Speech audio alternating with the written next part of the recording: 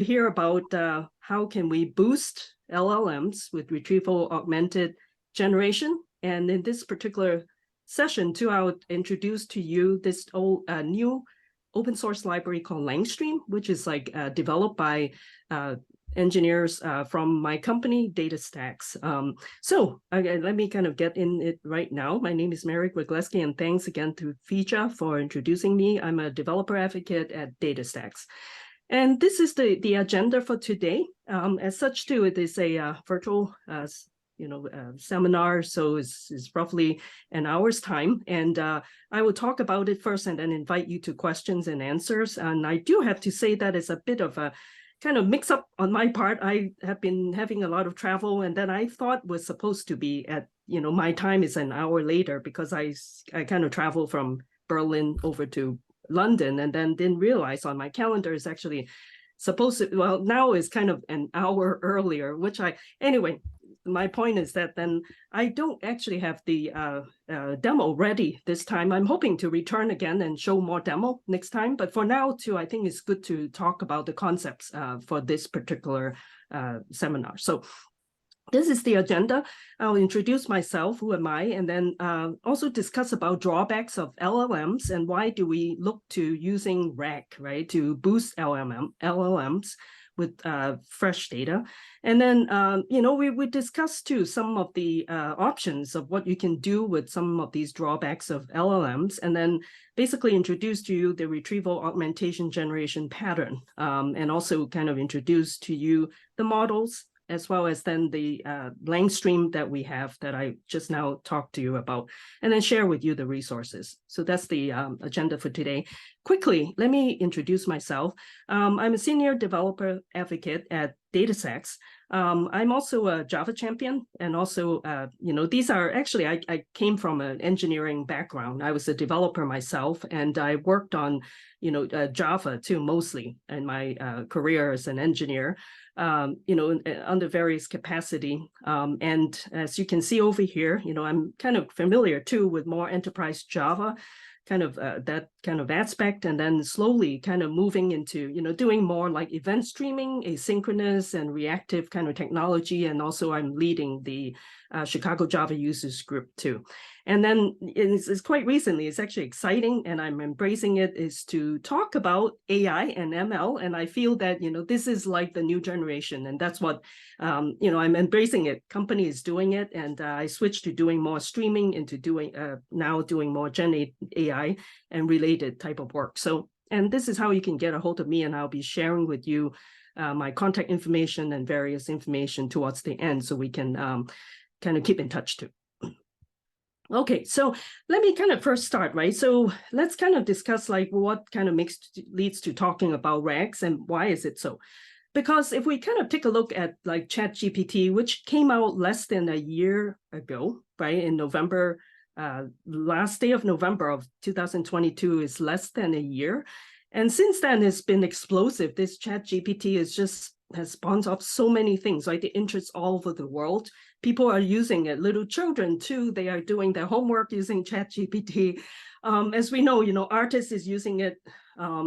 Even like, us programmers too, we're using it to generate code and everything. And it's truly revolutionary, because before this too, if you think about it too, we were still kind of have to adhere to kind of like a strict way of working with computers. We need to know how to talk like a computer. Like even like we say that, okay, we're using text strings, all of these things we have to kind of program it and follow some strict rules, not like how you and I talk about things like that now, not like conversational. So to be able to kind of conversationally talk to a bot, behind the scenes, this engine, talk like a human, and they can do the work for you, I think is really revolutionary. And it's very exciting too. But at the same time, we all know that, especially assuming you are mostly here are developers, so you're working a lot too with LLMs, large language models.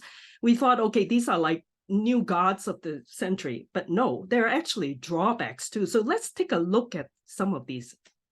First of all, let's kind of take a look too into the barrier to AI, right? So looking into traditional ML machine learning, we're training data. There's essentially the two phases, right? Training phase and then inference phase. And on the training side, you train it and then use machine learning engineering, then apply them, get kind of like you generate the model. And then also then during the inference phase, right? Then you supply live data, apply to the model and the result. Those are kind of older way of doing things. But as such too, traditional ML too as such, costs a lot of money. You need to crunch all those huge amounts of data. You need to gather them, clean them, store them, process them, refine all of these things. And not only that too, it's also hard to find engineers to know how to work with it. And we need data scientists too, who kind of know what it's supposed to be, the subject matter expert. And the process is long, and it's just, pretty restrictive too. It's like one model per use case. Now we lowered the barrier to AI. Now that's when GPT came out, right? It's, oh, wow, revolutionary. Now we are kind of talking about public internet text, that is able to kind of, work with that it has been trained into our LLMs. These are foundation model. So we're now talking about the LLM timeframe. And then now, the thing with LLM is that it only works if you can actually prompt it and prompt it with the right input. Otherwise, if you don't know how to ask, you won't get the right thing. And not only that, you're asking for some things that it doesn't already have, then you know that either it's producing you bad results, which is called hallucinations, or it just simply tells you, I don't know, because I don't have that background, right? So these are kind of the drawback in here. And as you can see, kind of take a look into it again, right? And so we talk about LLMs, and it's not like a piece of cake you and I can generate a foundational model. It costs a lot of money. So we need these big companies, organizations to actually process it. And of course, OpenAI is funded by many kind of big corporations. And so it's kind of, it's just simply expensive. And so you kind of talk about, LLMs. These are just not, kind of anybody to kind of like muck around with it, so to speak, right? And now then there's LLMs and helps you in all of these things, but still, kind of if you kind of take a look into, kind of let's kind of discuss, right, LLMs. So basically, to LLMs, we thought it is God, but no, it can't memorize all knowledge in their parameters. It's a parametric, right? It relies on all of these parameters. And there's limit to it too. And also too, the thing is too with LLMs, it's pretty static, right? The data, what you have, you crunch through, and that's what it has, and it's not opaque. You can't possible. It's not possible to interpret or explain or add attribution to the answers too. It's pretty much also kind of like kind of static, so to speak. And again, it is expensive. We all know. So now let's take a look and kind of think of, and of course, all the data scientists in the world already know such problems, so there are already options for improvement. So let's look at some of these, and some of the things that before RAG came out. Basically, you can always create your own foundation model. Nobody's stopping you. However, who's going to have all the money to do it, right? And it's just not possible, we know. And it needs all the GPUs. And even with all the GPUs and taking in all the data, it would take days or not, if not months, to produce, to generate, train your model. And then another way to doing it too, you can use like fine-tuning kind of techniques. And that's essentially is like retaining your LLM and using it on new data. But the thing is too, we know that fine-tuning is not the way to go. And in fact, even OpenAI, it's not actually going through this route again. It's just kind of think of if you need to fine-tune using the same LLM. It's like if you go and buy a car, you need to upgrade things, right? You do need to go and update your model every time, right? It's just not practical using fine-tuning. And of course, another way to do it would be using like prompt engineering, right? It's basically too, we know that in order to get the answers, we need to kind of tweak, we can kind of tailor the input to kind of coax it to kind of produce what we want it to. But then let's take a look into prompt engineering's kind of limitations too. So using Gen AI is just really all about building a prompt too. As we all know, these days too, there are new job roles in which is called prompt engineering. Now, the thing is that, the problem to solve is not just about the model, it's really in the prompt too. So the quality of the description of the problem directly impacts the accuracy of the result too, as we know.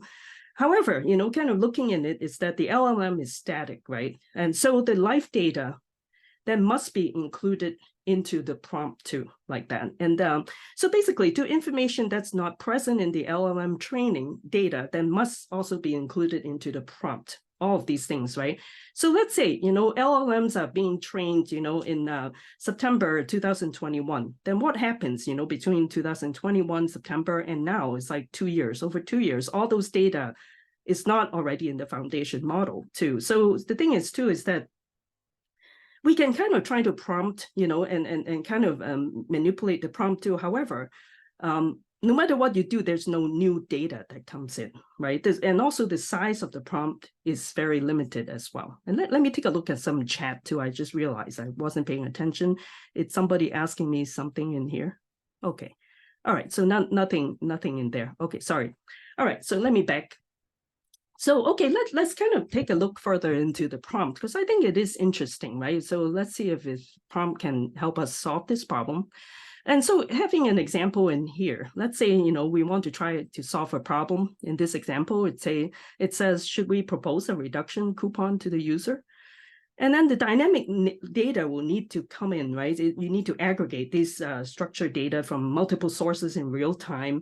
And then we can actually think of using event-driven architectures. And some of you, if you're new to event-driven architectures, essentially too, is we're talking about asynchronous type of data, right? And you could be doing one thing and also feeding in data in real time like that. So it seems like it's a kind of a perfect match for that. And so now kind of looking into it too, there are also, now we're kind of bringing in the idea of RAG too, that can help solve it, is that data to solve the problem that wasn't scraped during the training, so now, we want to focus on some of the data, right, that comes in, so we can basically leverage on RAG, this pattern, to bring in this fresh data too. But let's say, in the before RAG, it isn't there yet. So how do we bring in dynamic data? It is what we're looking at too. But over here too, as you can see, they're limited size too for OpenAI's, all of the different LLMs too. And even though we have, OpenAI has increased the number of tokens between 3.5 turbo and 3.5 turbo -16K, there are more tokens now, but still, it's not going to be able to cover everything. So as you can see, before RAG is that the domain-specific data is basically huge, and it doesn't fit into the LLM prompt. So now comes Retrieval Augmentation Generation, this RAG pattern. So now kind of take a look to what is RAG, right? So RAG, if you kind of like look at it that way, we want to, from a kind of model perspective too, you can kind of look at it. It's like a hybrid framework, right, that integrates two different types of models. One is the retrieval model, and the other is the generative model. So the idea, the purpose is that to be able to produce text, the text is not only contextually accurate, but also information rich too. And that's kind of the goal of RAG, right? So in a nutshell too, it's actually we just want to summarize in here right now, is that basically retrieval model like acts as kind of a specialized kind of librarian, so what it does is retrieval is it pulls in relevant information from a database or a corpus of documents too. So as you can see, the retrieval, we're not dealing with the foundation model that is pre-trained. It's basically, it can be from some database too that's kind of got all the data. And then with this information, it can then be fed to the generative model. So the generative model in here will be like a writer. And so it will craft up, some coherent and informative text based on the retrieved data too. So these two kind of models kind of work kind of hand in hand in tandem to provide answers that are not only accurate, but also kind of contextually rich too. So again, kind of we look into these two models in here. There are two foundational elements of RAG. One is the retrieval model. The other is the generative model. Okay, first, let's take a look into retrieval model. Okay, hold on. I also noticed there's some more chats in here, and just so I don't Yes, Mary, we have a question from Michael. Sure. Where Sure. would the new data be stored? If it comes in through Kafka, for instance, where would the destination be? Will there be different storage areas for new data, cumulative domain specific data, and data generated by the LLM? Very good question. Yeah, Mike, right? And Michael, very, very good.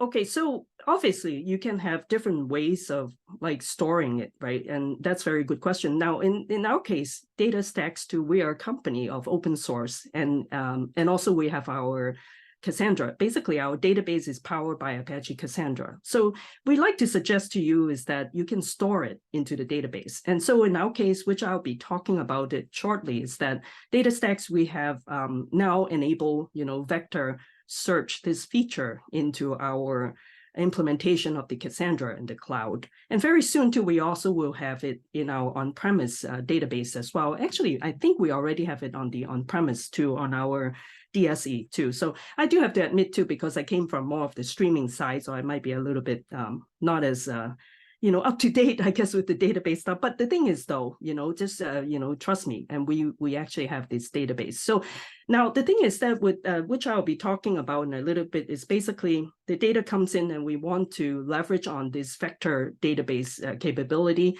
and store them as multidimensional data in the database. So that is a very good, and also too. Basically, Langstream too is leveraging on the message broker. Now, if you're familiar with it, the message broker comes in, it creates like topics, and then basically from the topics in, you essentially too think of it like building a data pipeline, and you can do regular like transformation, right, kind of functionality with event streaming, and then output the transformed data to a sink too. So that will all kind of tie back into these generative AI apps too. So I'll be talking a little bit more about it, but you asked the right question, so thank you very much. Yeah, and do we have Mary, another there's question? one more. Sure. How to force the model to use RAG data and ignore foundation training old data? Oh, okay. I guess, well, that's also a very good question too. So I think it all depends on how you implement your particular application too. The thing is that like as I mentioned too, now this is also kind of quite new, this whole kind of approach to doing things we're talking about, the engineering product is being developed as we speak. So as such too, just think of, again, if you're familiar with building data pipelines, event-driven type of data pipelines too, you could actually have you could actually already set up your data pipeline to listen on any changes that comes into your that feed that comes into your event streaming topic. And then once it's there, it's being processed like behind the scenes, like asynchronously, and then it can be then fed into your model as well. So I think that's kind of like the ideal kind of scenario too. But I think we're still working on a lot of these example code and reference implementation to kind of illustrate to you. But the idea again, just think of, going back to not even generative AI specific type of usage, but you can use the same mechanism of kind of setting up these data pipelines to be operating behind the scenes, kind of asynchronously receiving, kind of it triggers, right? Essentially any kind of changes in your data will trigger data to be sent to a topic, and the topic will then, you set up your pipeline, and it can all be transformed. For example, like using Kafka, if you're using Kafka, there's Kafka Stream, Kafka Connect to kind of do some of these transformation. Or I'm actually more familiar with Pulsar. If you're Apache Pulsar, that's what DataStax we support too in our streaming platform. You can actually leverage on Pulsar functions to do transformation of your data, and that will then output data to a sink too as well. So I hope I answer you. Yeah, but that's a very good question. So So we have few more questions, Mary. Would you like to take it now or Um, after you're done with your presentation?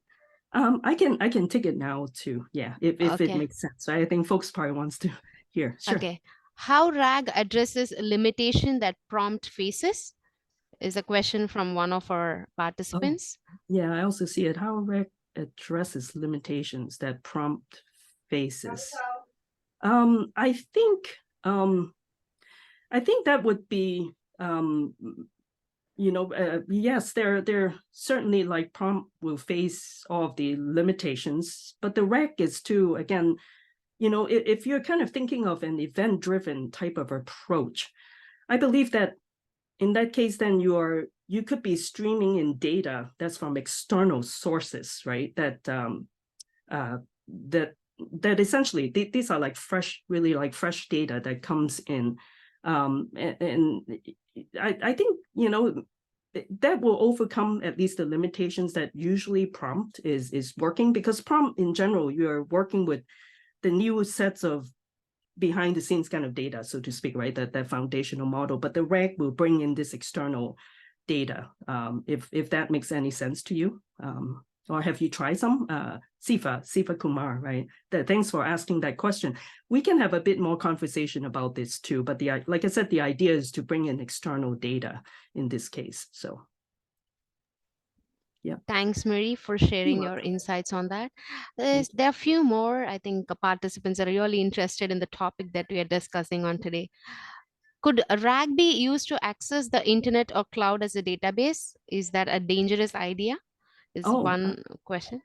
that's also a very excellent. Wow, you guys are very good asking great question. I know especially in Pacific time zone, right? If you're there, it's early in the morning. That's great. I think you can. I believe you should be able to use RAG to access, because nothing is impossible with software. So the thing is, with RAG is still software. But yes, the idea is that are we allowing that to access some data that's like external? But I think in that case, then you have to ensure that there are security set up, right? And how you are accessing the internet, you need to make sure there's certain security measure in there, that you're drawing data from somewhere in which you are not even like kind of illegally kind of connecting to some database or cloud as a database. It can be dangerous, I do agree, but the thing is too, it is possible, and there should be additional security measure to kind of safeguard the access of these external data that you're trying to reach, to kind of then fed into this whole cycle to kind of produce what you need to. So yeah, but that's a great question. Yeah, so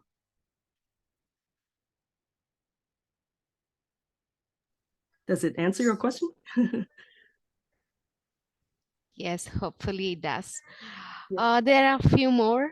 sure. There's a perspective shared.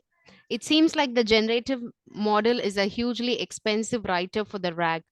Do you see that architecture evolving to where the writer function is integrated into the RAG?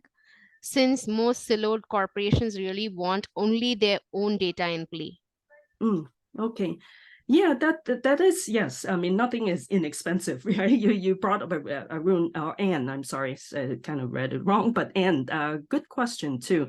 It is expensive in some sense, right? But the thing is, though, I don't think it would be more expensive than what you would be doing, like with non-Gen AI type of applications too. I think, and it is generative, and it is kind of, looking at your data and then also kind of studying all of it, and then, produce all of the results based on all of the contextual kind of, analysis right into that whole data set. So I do not think would be like any more expensive than what you're using it for right now. But the thing is, though, you also are talking about let me see, do I see architecture evolving to where the writer function is integrated into the RAG? Yeah, most siloed corporations, yes, they only want their own data in play, which is true too. Like they are siloed, but also for a good reason, because there is security concern too. You want kind of like companies that they are kept certain data only, within their firewall, so to speak. So I think yeah, I think it would be expensive. However, if you're thinking of, and usually it's put it that way too. I think the way, and by the way, you ask great question, that makes me think too, is that I think for data that's kind of, let's say, certain companies that are dealing with only a very small subset of data, and let's say even if it's expensive, but it's making sure it is within, the secure kind of fashion. I don't believe the generative model is any more expensive than what it would be, as I kind of mentioned earlier. But those are great questions. Thanks for asking, Anne. A few more coming in. Wow. Can we park and continue the presentation, Mary? What do you think? Oh, sure. I can continue too. In the meantime, I just thought it's good too. I actually thought that was good. Thank you, Vija, because to address some of these questions, otherwise folks may forget too what they were going to ask. Yeah. Okay. So I will then continue. So as such, we get into RAG, and then we talk about kind of the retrieval model. So now the mechanism too is that as far as retrieval goes, what are the mechanism we're talking about, right? And so basically now then we're kind of bringing in, what data stacks is kind of the strength is in here. It's basically the vector database, right?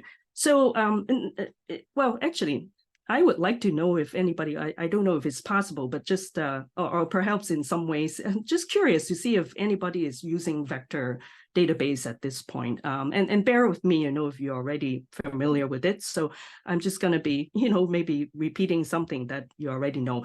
But again, this is kind of a bit of a basic kind of description of vector database and vector search, embedding, all of these things. So think of it as kind of like the mechanism for doing retrieval model in a RAG.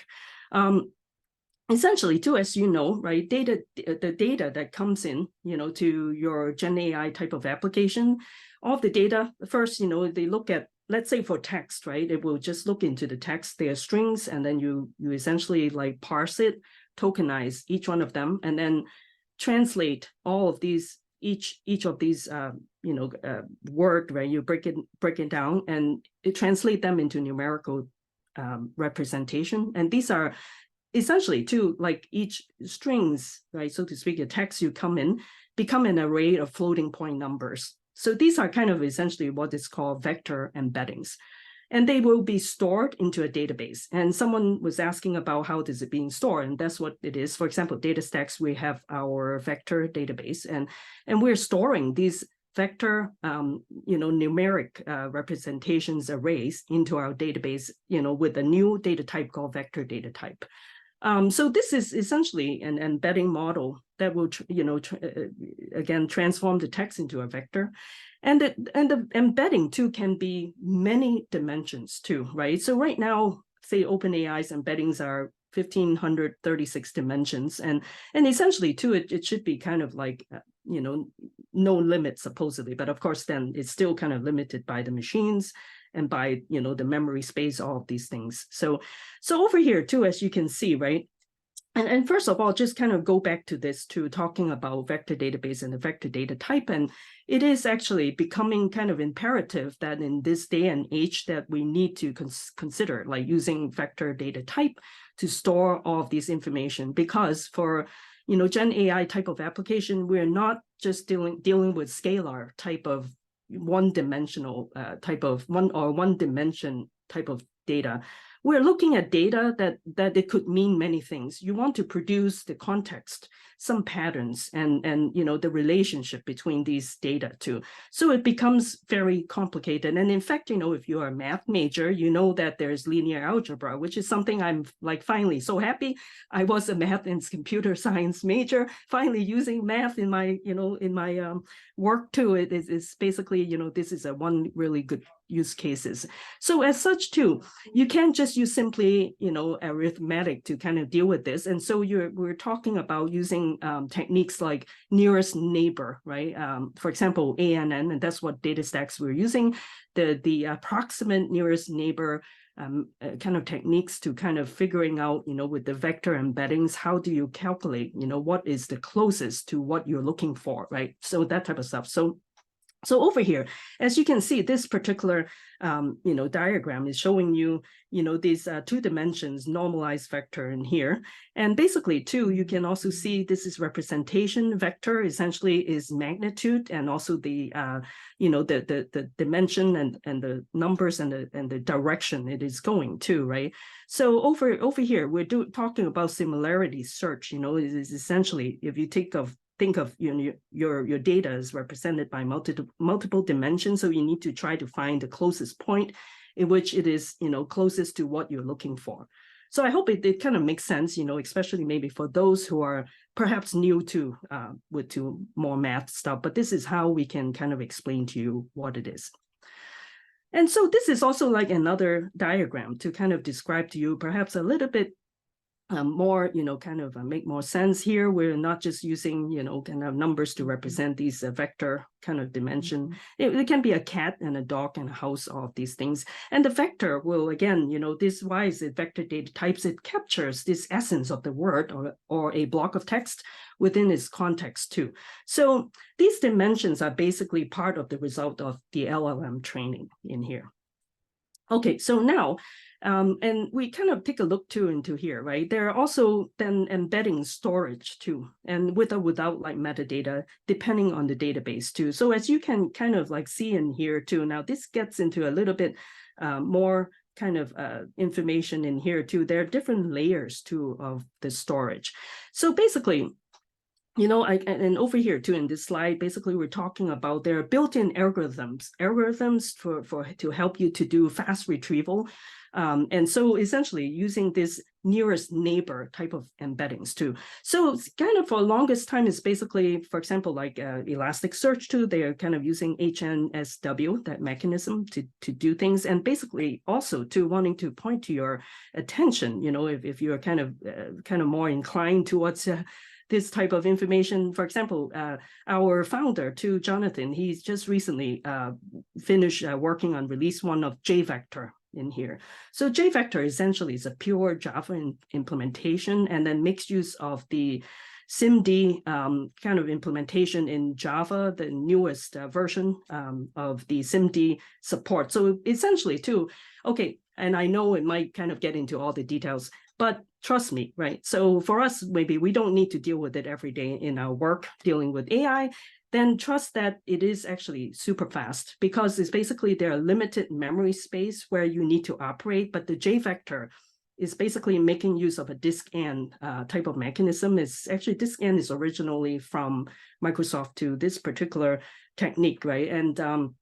And essentially, Jonathan is kind of incorporated that into the JVector, and JVector also makes use of SIMD in Java, so it makes it super fast and also in limited like a memory space. And you can do vector search very, very fast, like super, super fast I'm talking about. So essentially, to the indexing and all of these things is basically, it's all kind of taken care of for you because you know that, as you know, you're storing all of these vector information in your database.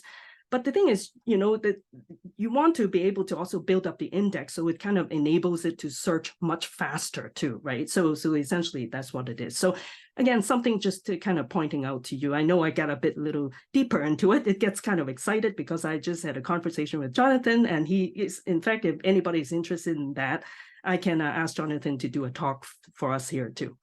Okay, so that's that, and it's just exciting. So, okay, so again, kind of talking about this retrieval model relies on, this whole new kind of concept of vector data type. And it's essentially, too, supported in our datasets AstraDB, Cassandra, and also some of the new specialized databases I also want to mention, too. I mean, not just us, but I do believe that we have very sophisticated vector database, especially because of this JVector implementation, too. And there are other, for example, like Pinecone, Milvius, or Weaviate as well.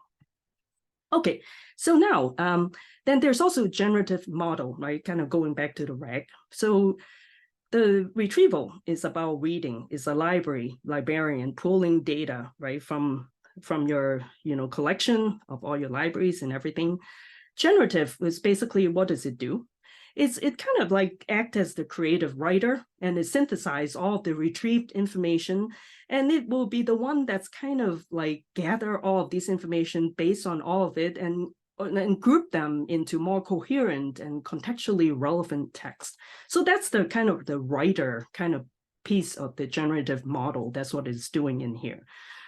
And it's usually too built upon LLMs. And generative models basically have the capability to create text that's grammatically correct and semantically meaningful and aligned with the initial query or prompt too. So again, it's kind of on the writer side, it's also kind of highly efficient too. And it takes the raw data, selected by the retrieval model, and then give it a narrative structure and making the information easily digestible and actionable too. So that's kind of like the role of this generative side of this RAG. So thinking of this like this, right? Retrieval is the part that fetches all the data and kind of comes back, all the query, the searches, and generative will basically take this and essentially is the final piece of this puzzle and giving kind of the response back, providing the textual output that we interact with. So, okay, so I hope it's clear. And now then we'll get into the Langstream. Now, the thing is, I always get excited talking about it. I realize, wow, it's already kind of like 40 minutes. And do we have more questions, Vija, or should I address or should I finish talking about Langstream first, you think? I leave it to your preference, Mary. Oh, okay. I can talk too, since it's almost kind of the end of this lecture too. So basically, at this point, just wanted to then introduce to you Langstream. Again, this is kind of like the title too of this talk is about an open source library. So just wanted to kind of point out to you, right? So I mentioned earlier too, DataStax, we still have Astra, the platform has streaming, and it's using Apache Pulsar underneath the hood. Again, folks, if you're familiar and have worked with Kafka, it's kind of works like that, right? It's message broker, but it supports streaming. And again, streaming, why it is also kind of an important type of, I call it more foundational kind of technology. Usually we don't talk about it. I like to use this analogy. For streaming, it's not something, let's say you invite people to your house, you don't talk about the plumbing, things that are underneath, the water that's flowing through your pipes, right? You just know that it works. You just know that it works perfectly well. So that's what it is, right? Event streaming is kind of like your system, and that's kind of has all of these plumbing that is working perfectly. You turn on the water upstairs, it won't affect the pressure downstairs, for example, things like that. So that's essentially what event streaming, and picking a really good event streaming platform is important. Now, how is it then important now, in a generative AI type of application? And in fact, it is very important because we're talking about Gen AI and dealing with multiple, kind of things that are happening. It's like juggling multiple things happening. So if you kind of look into this, so our engineering team, basically from the streaming team, has kind of evolved, into working on Langstream. So we're actually very skilled people that are really knowledgeable about streaming, and we developed this. I believe it's like the industry's kind of first open source library, or if not the first, would be the first few, right? Kind of like leveraging event streaming for Gen AI type of application. And as you can see, right, we talk about retrieval model, generative model. We can talk about high level things, but there are many things that are happening inside, while you're doing one thing, you need something else to be happening at the same time. All of this kind of asynchronicity, right? Asynchronous processing concurrency that's happening, we can actually leverage on an event streaming platform to help us to do it. And that's what the Langstream is essentially doing. Best of all, it is open source too. So I'll be sharing with you the link in a little bit, but as you can see in here too, Langstream is being so flexible. As you can see in here, it works with the LLMs, OpenAI, Hugging Face, Vertex AI, right? These are from Google, from OpenAI, Hugging Face. Vector stores too, we work with DataStax DB, but we also work with Pinecone, Milvus, and our Cassandra as well. And Cassandra will also be upgraded too, by the way. Right now, DataStax has this vector database, vector store, but Cassandra too will also have that too. I'm talking about the open source. So Langstream also work with that. And then for the messaging part, Kafka, Pulsar, we work with that, as well as AI libraries like LangChain, Llama Index, Python, Apache Tika, and connectors too. There are many kinds that you can also connect to other databases, and the list keeps growing too. So just want to kind of point out to you. So, clearly it is the, kind of like a very important library in there. So, okay, so over here too, as you know too, right, we work with not just like developing some capability, leveraging on all of these open source library to kind of have the data flow, all of these things. But the thing is, we want to make sure that we can operationalize all of our operations that are going on, and how do you turn things into production, right? You do need to build out pipelines. And as such too, we work, with Kubernetes as well. And so over here too, this is just an example of Kafka Connect too. It's basically over here, Gunnar, who is like from, I think he's like with Apache Flink now, but anyway. So over here too, as you can see, right, all of these, we work with too. Langstream also work with them. And also Langstream works with Kubernetes on AWS, Azure, and GCP as well. So these, you can kind of be rest assured, this is already kind of ready to be working with Kubernetes on the cloud. So it's pretty cool. Now, another thing is that with this Langstream is that we are encouraging more of configuration versus code. So then it makes it kind of low code and not as much. And it's all possible because we are taking this approach of a composable agents kind of approach in here too. So as you can see over here, as I mentioned to you, right, these are like source. And think of, you can have different sources of data that comes in, right? These are on the racks. You're kind of feeding data in. It can be over here, Kafka, right? Kafka sources, Pulsar sources, and you can have Python, WebSockets, and all of these things are built in, all of these. And basically, too, then you kind of plug in this whole data pipeline. And then in between, these are like processing, transforming the data as it's traveling through the pipeline. And then when they are ready, it will deposit all of these transformed data into sinks, right? Sinks are kind of like destination too. And so all of these, as you can see, they are like in one pot in here too. So as you can see over here on the right side too, that tells you the sources can be Kafka, Pulsar, Kafka Connect, Python, all of these S3 buckets, for example. Processor over here too, as you can see over here, right? Compute embeddings and chat completion. So kind of think of it that it is kind of nice. It's composable, and then you can use essentially YAML file, right? These are like configuration. You can kind of configure them, and some of these are already pre-configured type of what you call like a pre-configured type of function in there that it will actually do stuff for you. You can just configure it, and especially when they are kind of routine type of processing, right? It's already kind of, we have pre-configured. You can just essentially specify your particular configuration, and we'll do the work for you. And likewise, too, it output data to a sink and to Kafka, to another Pulsar, all of these vector DB, for example. Okay, so over here too, I talk about the low code. So it's basically declarative type of way of low code, right? So this is an example snippet of one of the YAML files. You specify, right? There are certain topics that you're working with: input topic, output topic, history topic, for example. The pipelines are what are you trying to do, right? The name of it, and all of these are all configuration. So all of the and so essentially too, it kind of makes this kind of more friendly, so to speak, friendly in the sense that as developers we can spend more time kind of implementing all of our business solutions, and then have our framework already there, kind of help you to do some of these kind of a lot of the routines as you are reading, writing kind of data as such too.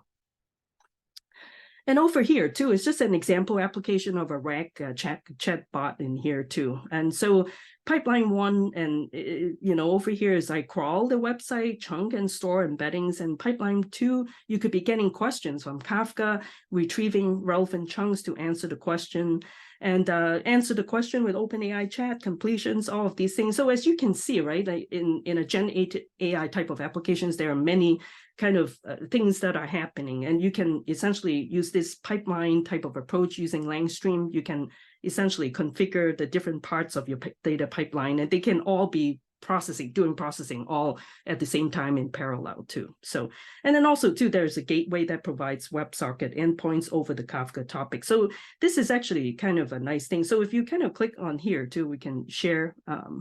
Actually, I don't know if I can. Oh, that's right. I only share that. Okay, let me kind of go back in here. But essentially, too, if you take this, what you call the slide deck, then we click on the flow chart, you can also see it. But I will also be sharing with you Langstream, the GitHub repo, then you can also take a look into it.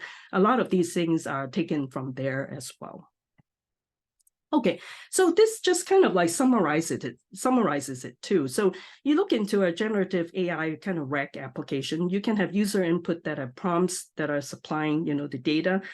And then going to embedding services and then working with vector data that it uses a vector database, store all your embeddings and allow you to have fast read and write. And also to the indexing, again, I remind you, indexing, the storage, everything is highly efficientized, especially for a database like our DataStax Astra. And so with that too, you can rely on that, and essentially too is stateless to the LLMs. And then also then from there, and you pair with the generative model that you generate, I'm sorry, I kind of click on it a little too fast. And okay, so essentially too, let's go back to here. So from here too, then you would generate all of the responses, and it's all augmented responses back to your that you're expecting, right?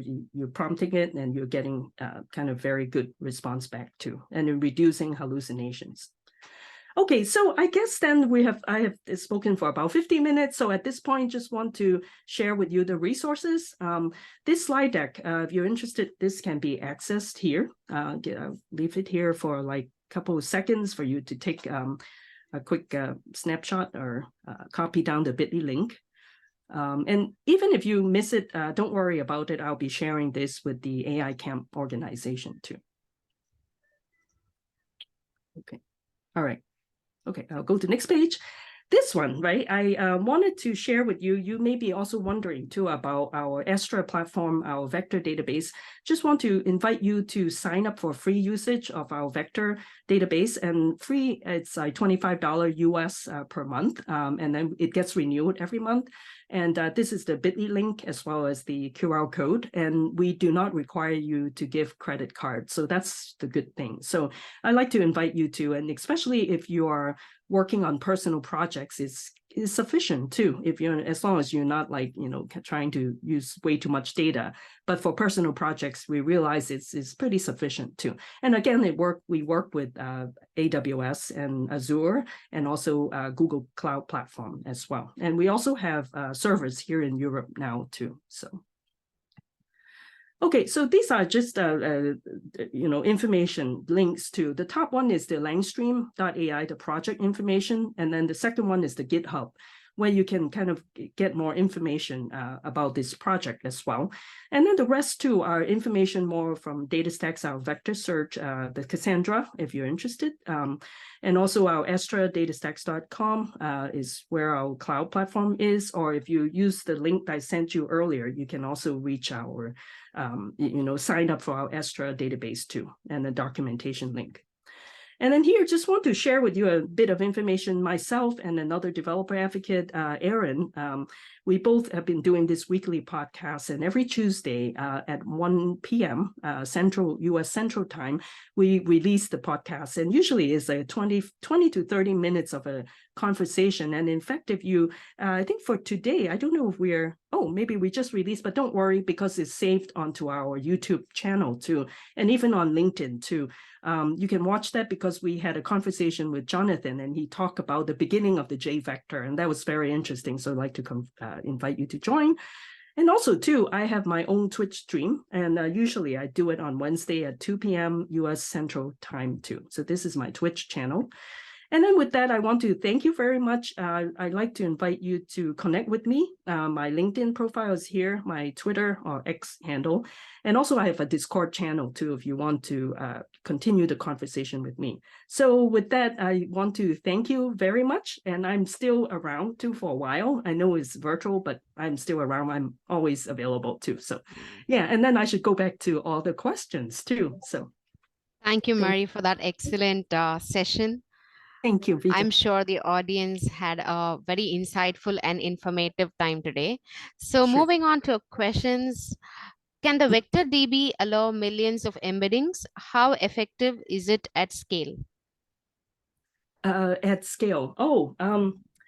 Okay, so that I wanted to tell you, it also depends on the database itself. Now, as far as at scale, you have come to the right place because DataStax, again, we built on top of Cassandra. And even before the vector data type 2, as you may be aware, it is very, very scalable because it uses a peer-to-peer type of architecture and is a linear kind of growth to model. So it is, I'd like to kind of suggest you to try out our vector database because of the underlying Cassandra as being very, very powerful in that sense. So yeah, so again, it also depends, other database also too, I believe they're also very strong, but I can speak, for DataStax, our Astra database is very, very, very, very scalable. So good question. Thanks, Mary, for taking that up. There's one more. Should the model be frozen with a RAG? Should the model be frozen with RAG? So I think rephrasing it, he means that retraining, when we use RAG, should we be retraining the model or should it be the model be frozen? That's what I think he is I aiming to see what you ask. mean. Sure. Maybe just clarify a little bit. If we're talking about model, there's the LLM, which is already frozen, so to speak. If you talk about that, that's the foundation LLM, let's say ChatGPT or something that's already frozen. However, if we're talking about RAG and we're retrieving data from external outside of your model, then that's not essentially called, kind of like frozen. It doesn't apply to that. And we're kind of talking about streaming in live data that's up to date, and you're feeding it into your whole kind of like the, augmenting essentially, right? It's augmenting your LLM. So that's not frozen. However, it sounds like what you may be asking is that are you asking also about if you can or if you should or can freeze it? Is that what it is? However, if you're using like event streaming, let's say you're streaming in data that's kind of coming from a WebSocket or something, and you can't really, I suppose you can say that it is frozen. You can freeze it, right, and not change it once it comes into your boundary of your pre-training, I think. But let's say, before that, it's out in the wild, then you're grabbing it in and it's kind of feeding it into over the wire. Then once you're in, you can, I guess, you should have control to freeze it to not change it. Let's put it like that, right? So yeah, I hope I answer your question. So Hope that helps. okay. There are a few more, so let's try to answer as much as possible. Sure. When using a vector database that has a vector field, is there an efficient way to vectorize fields triggered on changes without using a service like OpenAI's embedding? Oh, okay.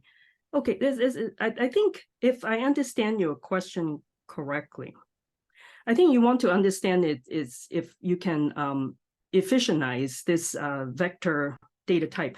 Let's put it that way. OpenAI is basically, it has the vector embedding kind of specification model. So let's say, we're talking about, we're taking the large set of data in, and essentially too, the OpenAI specification essentially, we're using their specification to kind of convert whatever you have coming in that conforms to the OpenAI model. So it is probably, if I understand your question correctly, it's probably doesn't have much of a direct kind of relationship, because the open AI is just a model, like a specification of what the embedding should be for that particular set of data, so to speak. If I answer you correctly, I think.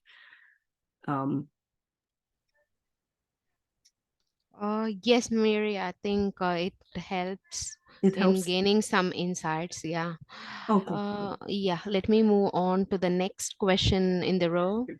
Sure. Can you explain how the foundation model and the embeddings connect? The foundation model and the embeddings connect.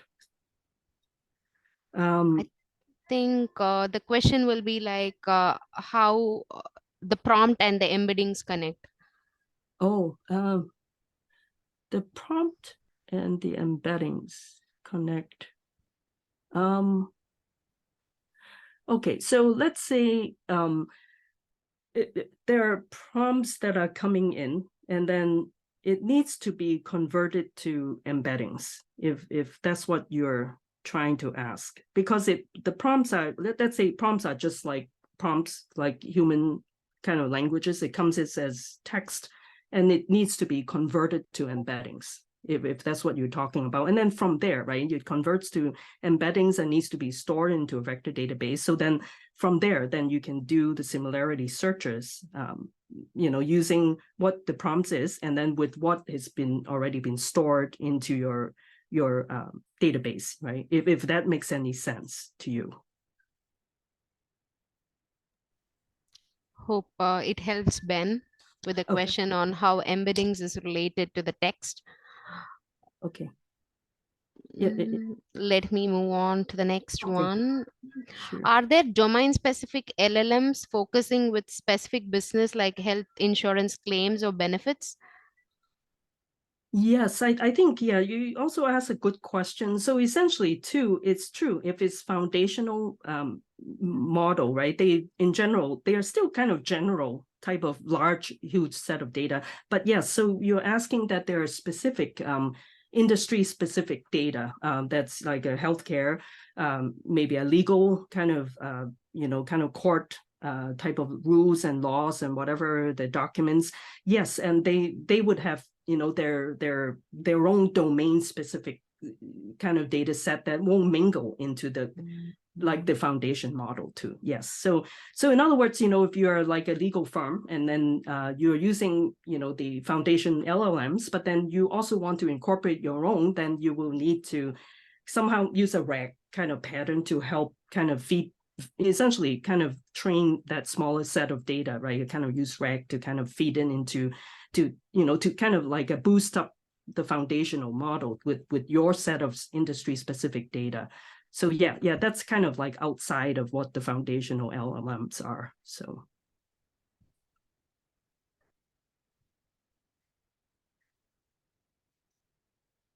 I really like all the questions. Thank you. Yeah, that's amazing. Yeah. Are there two choices, fine tune versus RAG? I think it's with regards to the model tuning. Can you ask again? Yeah, I don't quite Yeah. understand the question. Okay. Just the difference between when we would choose fine tuning the model versus retrieval augmented generation.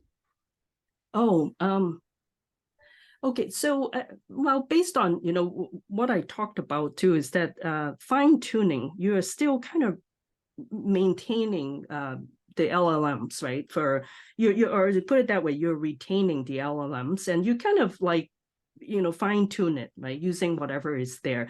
Whereas for RAG is that, again, we're talking about letting in external data that comes into it too. So they kind of, in some ways, it's like mutually exclusive, and also strictly speaking, fine tuning is not something that that's even like recommended, or at least from what I've done research on. It used to be more of the main thing, right? Before Gen AI kind of came into being, I guess it used to be more fine tuning, all of these things. But now, with RAG, and that's what we're kind of recommending, use the RAG approach to kind of, let in kind of new data that's kind of external to your LLMs too. So. Yes, I think we are pretty much covered with the questions. Okay, great. Yes. There's one. What is the service example in OpenAI? You can call with vector indices instead of full text data. I guess I'm not. I guess I have to look at your question again. It looks like Uh, yeah. let me okay. can you kind of explain to me a little more too? I'm trying to see. Bruno, could you add more context to the question to clarify on what we are looking for? Maybe if that's possible. If not, I have posted the Slack channel Okay. where you can add Oh yeah. add yourself to virtual events channel and post your questions. Yeah. Yes, please continue asking questions on the Slack channel. I almost forgot about the Slack channel too. Yeah. Yeah, we have I'm sure. posted the Slack channel on the chat for. Sure. Okay. Yeah. And actually, Vija, I'm sorry. If you don't mind, maybe all of the questions, can you download it somehow? I think on this, because it's hard to see, like it's a whole kind of long list of questions. I like to also Yeah. take a look. Yeah, yes, Mary, we'll try that. Yeah.